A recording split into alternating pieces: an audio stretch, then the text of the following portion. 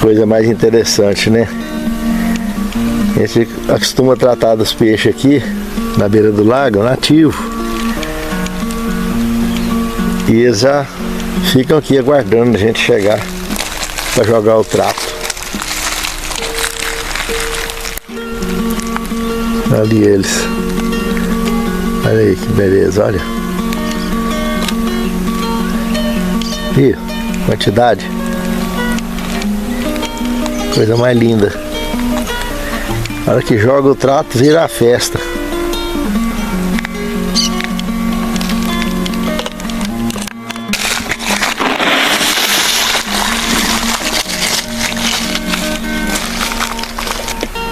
Aí, começou a juntar já, ó. De novo, agora vai vir na comida. Vim na quidera.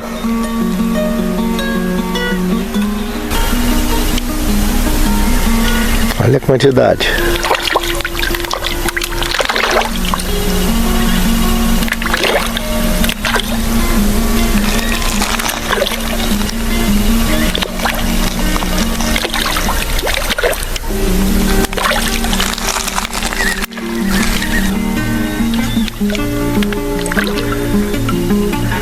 São incontáveis.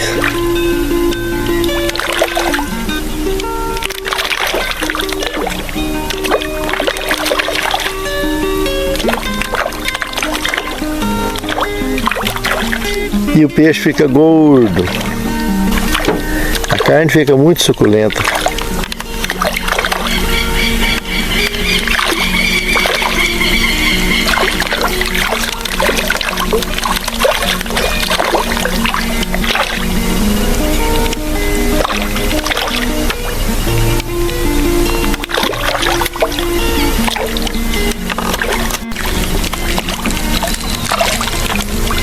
Olha os butelão lá atrás.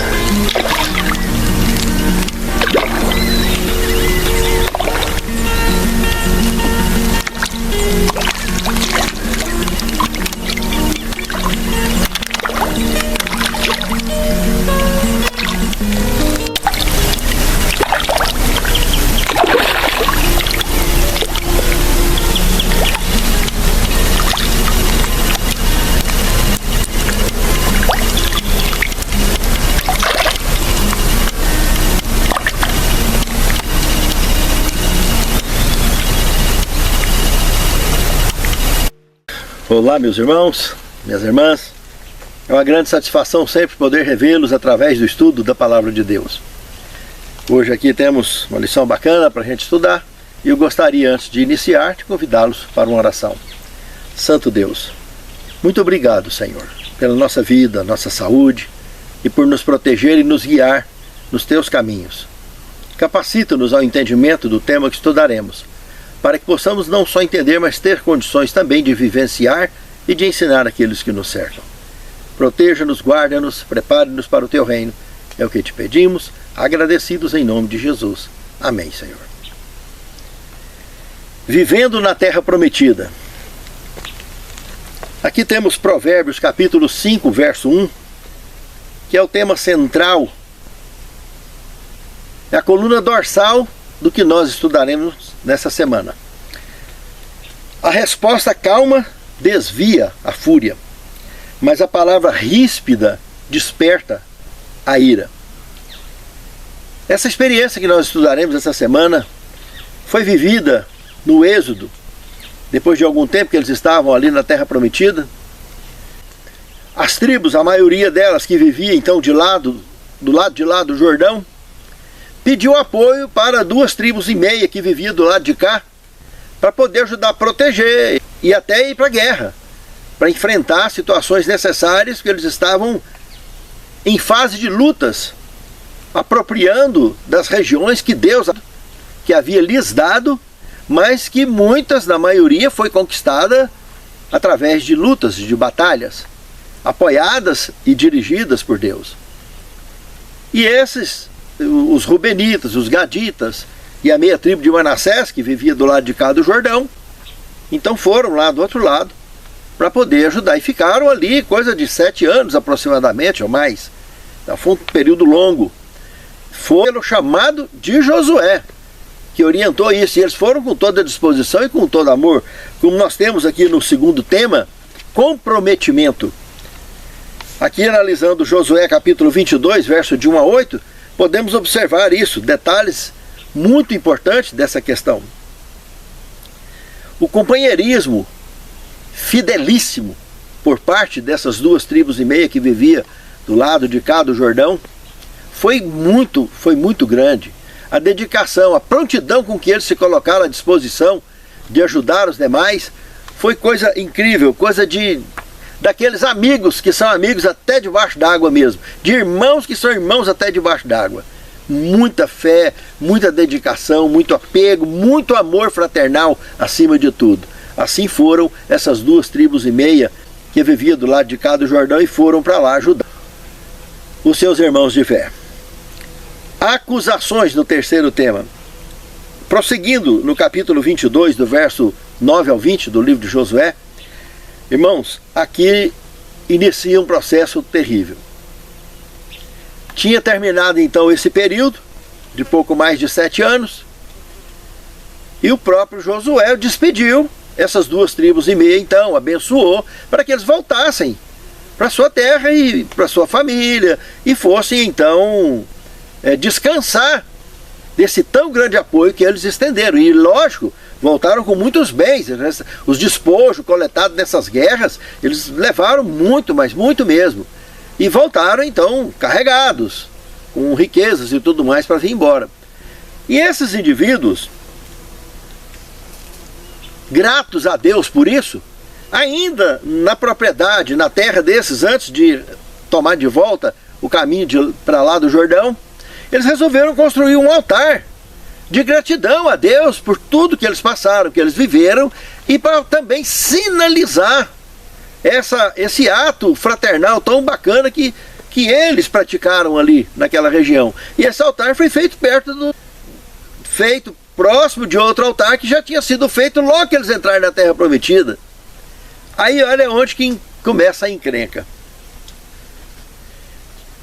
Aqueles indivíduos que têm a língua grande, que não cabe de trás dos dentes, que viram aquilo lá, aquele ato, que não demorou muito, né? Foi suficiente para fazer um altar bacana e tal, fazer a cerimônia que eles queriam de gratidão e já foram logo embora.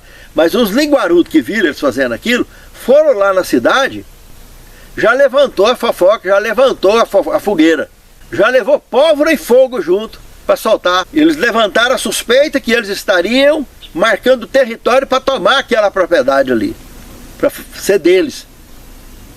Ou seja, o que eles receberam é pouco, não foi suficiente. E a coisa foi crescendo para lá, crescendo. Eles atravessaram o rio, foram para a casa deles e tal.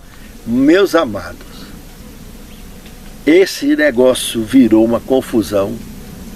Esses indivíduos ficaram muito irritados e começaram a fazer reuniões com representantes de cada tribo, reunião com dezenas, com centenas de pessoas, preparando já pré-guerra contra as 2,5 tribos que os ajudaram recentemente, por causa de uma fofoca maldita, por causa de gente que não segura a língua de trás dos dentes, não tem noção das coisas que pensa ou do que fala, não tem condição ou disposição sequer de sentar junto e perguntar o que estava acontecendo. Quem sabe, logicamente, seria até convidado para participar daquele culto de gratidão a Deus.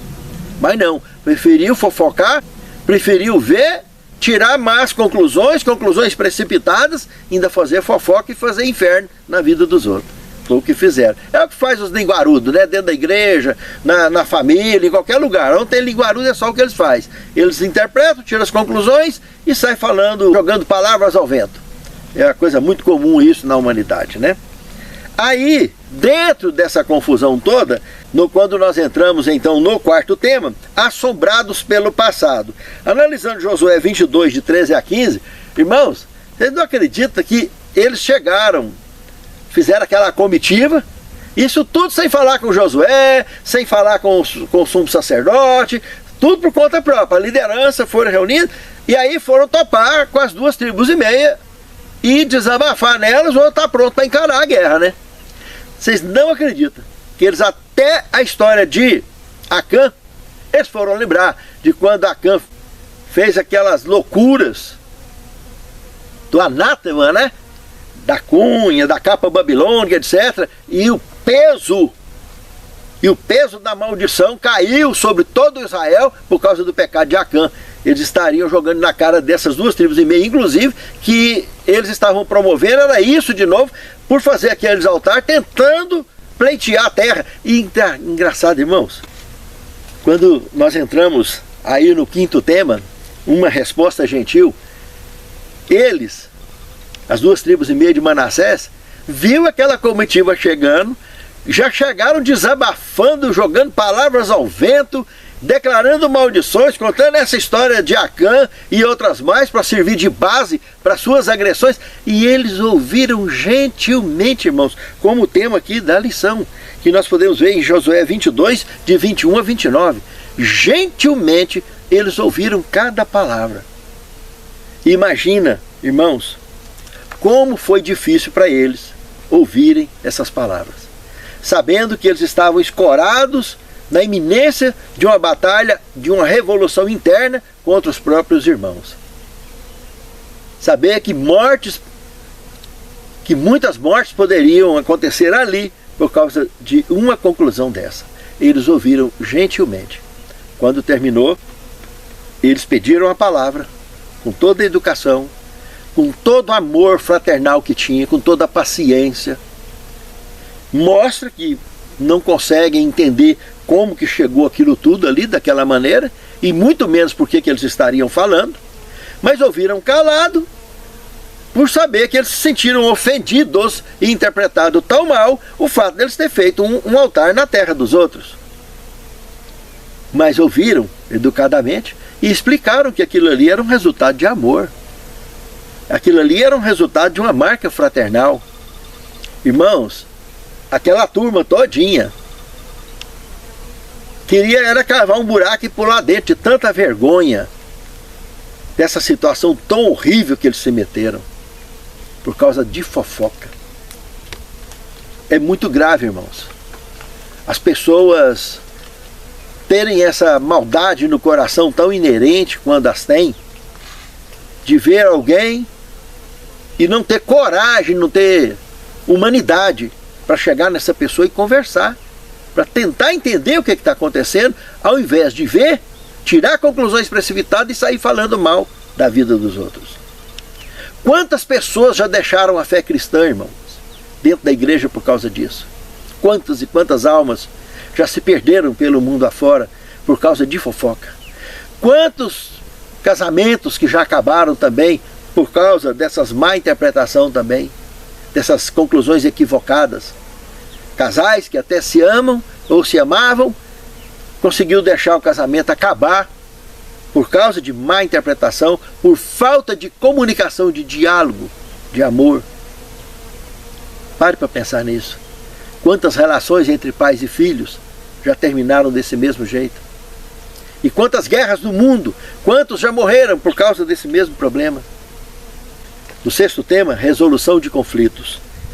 Continuando analisando Josué 22, de 30 a 34, nós podemos concluir que amor, educação, fraternidade, domínio da língua, irmãos, diálogo, são caminhos que nos levam a inspirar até ao estarmos orando juntos pelos outros, ou junto uns com os outros.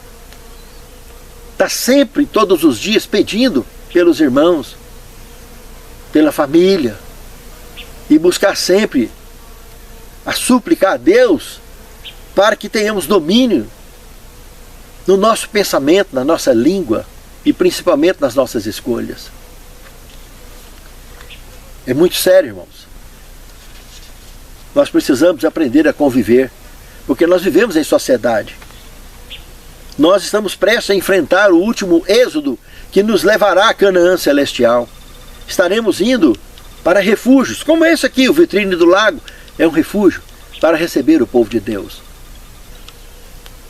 Mas para estarmos aqui convivendo, ou em qualquer refúgio, em qualquer parte do mundo, temos que aprender essa lição, de ter domínio na língua, de ter observação clara. Irmãos, eu já tive experiência com com a organização desse refúgio aqui, tão curiosa. Vocês acreditam que uma vez um indivíduo perguntou para mim assim, estava interessado em vir, olhar lote, e queria vir para cá e tal, de longe, etc. Não conhecia pessoalmente, me conheceu através do meu canal. Me perguntou assim, escuta, mas as irmãs aí, se for tomar banho, elas vão tomar banho de roupa, vai tomar banho de maiô, de biquíni, como é que é? Irmãos, eu fiquei horrorizado quando o cara me perguntou isso, sabe? Quer dizer que, dependendo da resposta que eu desse, ele vinha. Dependendo da resposta, ele não veio. Eu só respondi para ele assim, olha, meu irmão, tem religião por aí que alega que São Pedro fica na porta do céu, lá esperando, escolhendo as pessoas, quem entra e quem não entra. Eu não vou ficar aqui no condomínio observando a vida de ninguém não, meu irmão. O que eu posso fazer é orar por todo mundo, orar por mim, pela minha casa, pelos que aqui estiverem. Mas eu não vou me meter na vida de ninguém, não. Deus não obriga ninguém a gostar dele, não obriga ninguém a ir para o céu. Ele não é obrigado a aceitar ninguém lá no céu. Mas os que quiserem ir é de livre e espontânea vontade. E se me amardes, guardareis os meus mandamentos. Tão simples. Foi o suficiente, irmãos, para ele nunca mais ligar, para ele nunca mais tomar nenhum tipo de informação. Não quis saber de conversa mais. Então, existem pessoas, irmãos, que são tão fundamentalistas que não quer conversa. Eles querem reinar, eles querem dominar as ovelhas. Eles entendem que as ovelhas são deles. E é isso que a maioria absoluta das religiões fazem no mundo. Ao invés de evangelizar, de cuidar da sociedade, de fazer o que Cristo fez, fazer com que a igreja leve o evangelho a todo o povo tribo e língua, mas leve assistência da mesma forma. Não, eles partem na sua maioria para seleções de ovelhas, para os donos de igreja comandar tudo, e fica ali naquela rotina por aí. E em volta das igrejas está cheio de gente necessitada, precisando de muita coisa. E as pessoas bem confortáveis. E outra, construindo grandes templos. Porque nós não estamos na época de estar construindo grandes templos. Nós deveríamos estar preparando para ir para o céu. E assim evangelizando. Porque a obra não será concluída por pessoas pagas para fazer isso, mas por pessoas leigas, com trabalho voluntário, porque nós estaremos nesse êxodo, dentro dos matos, dentro dos refúgios, pelo mundo afora.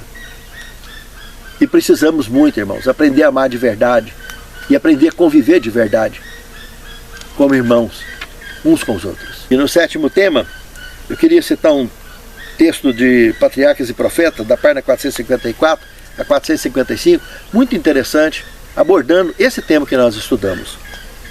Ao mesmo tempo que é importante tratar o pecado com firmeza, é igualmente importante evitar o julgamento ríspido e a suspeita infundada.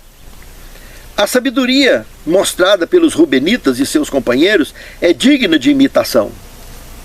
Ao mesmo tempo que procuravam honestamente promover a causa da verdadeira religião, eram julgados falsamente e censurados a veridade.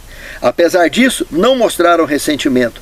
Escutaram com cortesia e paciência as acusações de seus irmãos, antes de tentar fazer sua defesa. E, só depois, explicaram claramente seus intuitos e mostraram sua inocência. Assim, o problema que ameaçava trazer consequências tão sérias foi resolvido amigavelmente. Mesmo sob falsa acusação, aqueles que têm a razão podem estar calmos e ponderados. Deus está a par de tudo que é mal compreendido e mal interpretado pelos seres humanos, e podemos com segurança deixar nosso caso em suas mãos. Aqueles que são impelidos pelo Espírito Santo, pelo Espírito de Cristo, terão a caridade que é paciente e benevolente. A vontade de Deus é que a união e o amor fraternal existam em seu povo. A oração de Cristo, antes de sua crucifixão, foi para que seus discípulos fossem um como ele é um com o Pai, a fim de que o mundo pudesse crer que Deus o enviou. Embora não devamos sacrificar um único princípio da verdade, nosso constante objetivo deve ser atingir esse estado de unidade. Por isso, eu chamei esse tema aqui de exemplo de um verdadeiro escolhido. Ó Senhor, faça-nos exemplo para as pessoas, inspirados no trabalho e no ministério de Cristo em nossas vidas. para que sejamos realmente luz no mundo e sal da terra. A luz transmitindo a luz que o teu Filho transmite através de nós, que tu nos transmites através também do teu Santo Espírito. E o sal da terra, auxiliar as pessoas a encontrar o verdadeiro tempero para a vida. Capacita-nos, Senhor, e encha-nos de fé e de decisão, e de posições corretas nas nossas escolhas, nos nossos pensamentos e em nossas palavras. É o que te pedimos agradecidos, em nome de Jesus. Amém, Senhor.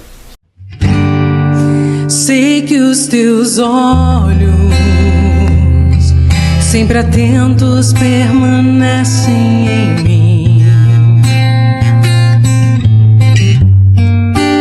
e os teus ouvidos estão sensíveis para ouvir meu clamor. Posso até chorar,